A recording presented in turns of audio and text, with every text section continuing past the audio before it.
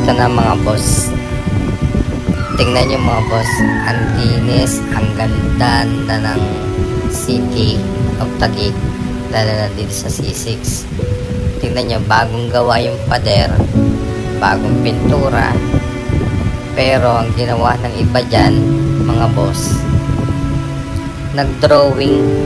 Tingnan nyo, in-spray ng Pilox para lang makapag-vandalism, diba?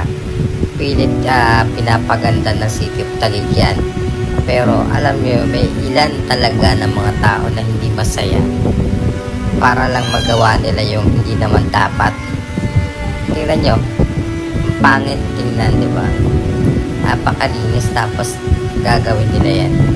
Sana ma-actionan to ng City of Taguig.